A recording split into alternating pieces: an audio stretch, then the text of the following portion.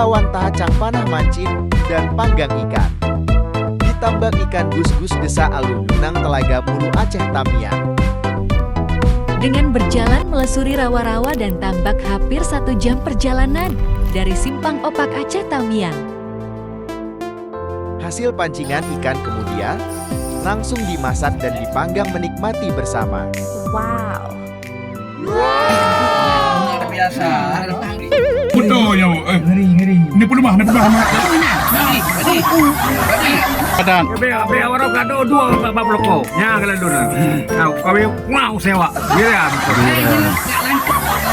Jalan dari Medan kena sampai Kuala Simpang. Kau draw dan mereka depan ya. Saya kamu peduk butang engkau mulu raya tak udang. Karena tinggal cina kedona. Macam tu wajib ni. Ya. Umar tu pasal Ya, bawa penuh. kakak ngah alah. Jadi mana tinggal mandu. Ada kumpulan kan lagi orang sangat lagi perjuangan. Jelas sapu. Bukan. Teka. Yang liu berbeza ya. Oh. Ini gimana bu boy?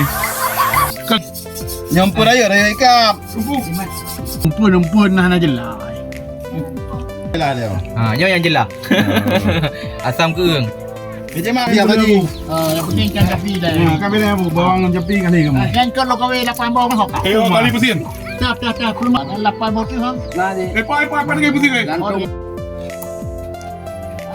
Oh my.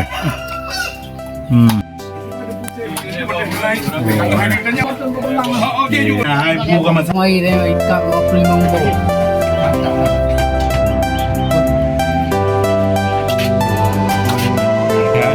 Masakan lagi. Oh, 12, oh 12 pun ramai ulu. Bu hama sa ta belum kang gun. Domna ubu ka domna.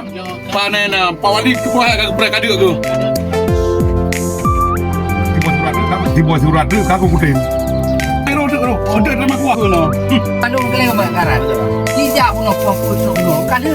Dai kamu puasa pun belah malam ya. Dari Medan sana.